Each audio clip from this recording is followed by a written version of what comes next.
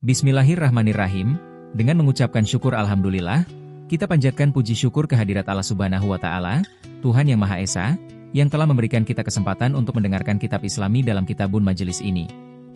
Pembahasan kali ini dari kitab Al-Fath Al-Rabbani karya Syaikh Muhyiddin Abdul Qadir Jailani. Majelis 28, Cinta kepada Allah Subhanahu wa Ta'ala.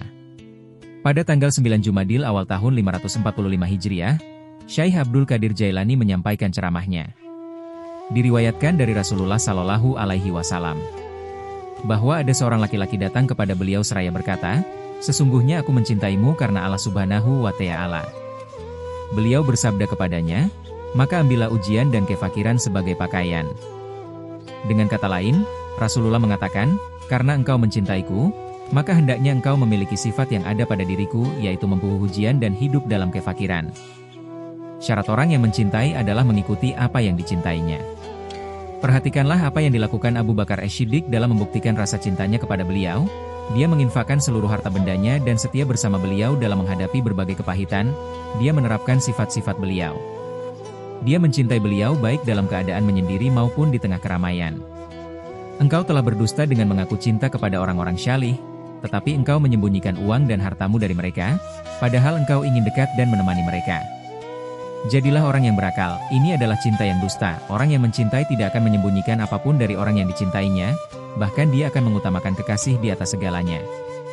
Kefakiran adalah teman Rasulullah Shallallahu Alaihi Wasallam. Oleh karena itu, beliau bersabda, kefakiran lebih cepat datang kepada orang yang mencintaiku, daripada mengalirnya air ke tempat berhentinya. Aisyah Hera berkata, begitu mahalnya dunia ketika Rasulullah Shallallahu Alaihi Wasallam masih bersama kami. Manakala beliau telah wafat, dunia datang begitu melimpah ruah kepada kami. Jadi syarat mencintai Rasulullah Shallallahu Alaihi Wasallam adalah sanggup menerima kefakiran, dan syarat mencintai Allah Subhanahu wa Ta'ala adalah sanggup menerima bencana dan ujian. Sebagian ahli sufi mengatakan, setiap bala berkaitan dengan kewalian. Sehingga orang tidak mengaku cinta kepada Allah disertai dengan dusta, nifak, dan ria. Kembalilah dari pengakuan dustamu. Jangan bermain-main dengan binatang buas, karena ia akan menerkammu. Apabila engkau memiliki keberanian dan kekuatan, boleh engkau hadapi. Jalan menuju Allah Subhanahu wa Ta'ala memerlukan kesungguhan dan cahaya marifat. Cahaya marifat itu akan terbit pada hati orang-orang yang benar, tidak pernah tenggelam siang ataupun malam.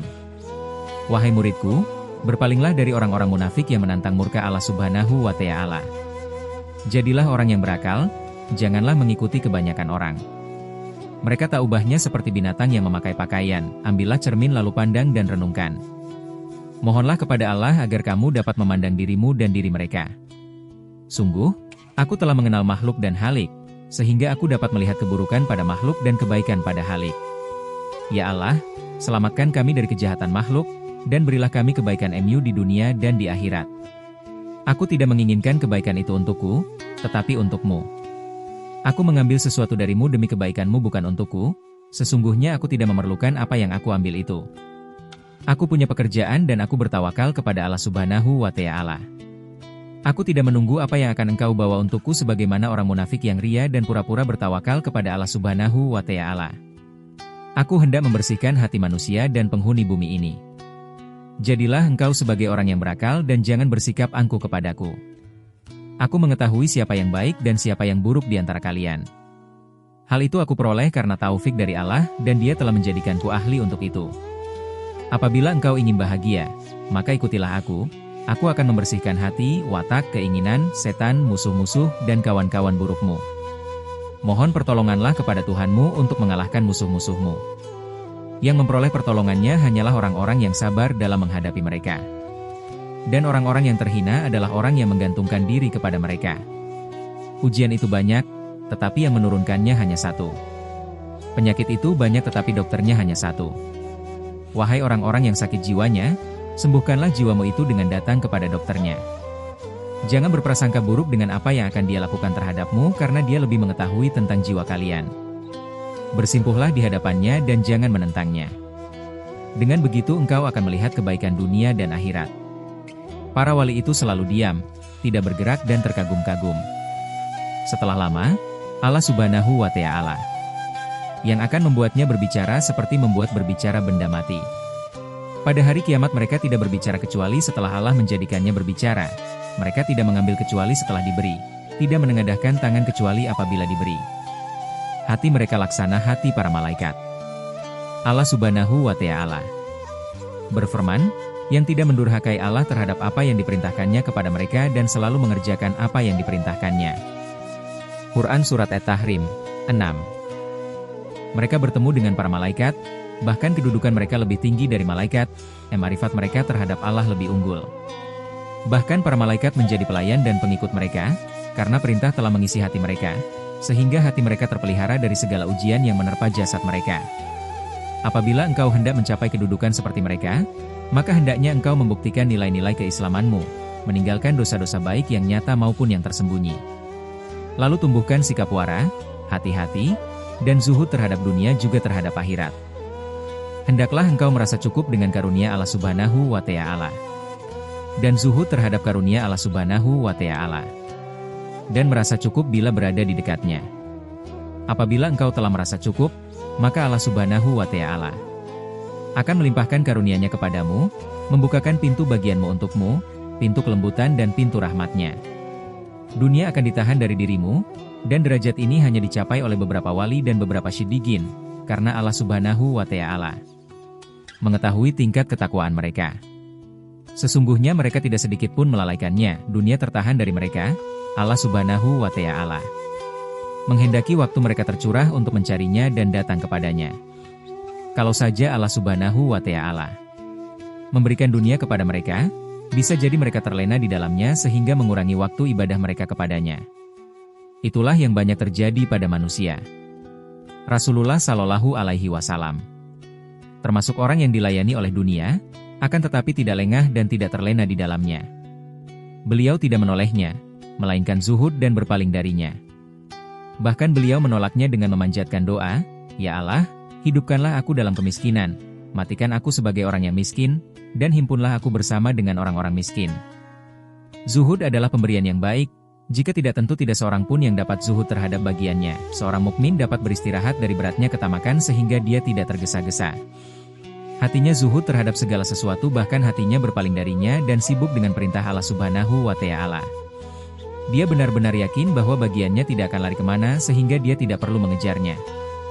Dia meninggalkan bagiannya itu dengan memohonkannya agar ia datang dengan sendirinya. Wahai muridku, engkau membutuhkan iman yang dapat memberikan petunjuk dalam mengarungi jalan menuju Al-Haq Azza wa Jalla. Engkau juga membutuhkan keteguhan niat. Pada awal perjalanan engkau membutuhkan bekal sehingga pada akhirnya engkau membutuhkan iman. Ini bukan hanya perjalanan ke Makkah. Orang bilang ke Makkah saja membutuhkan iman dan bekal. Perjalanan yang aku tunjukkan ini membutuhkan bekal dan keimanan pada permulaan dan juga akhirnya.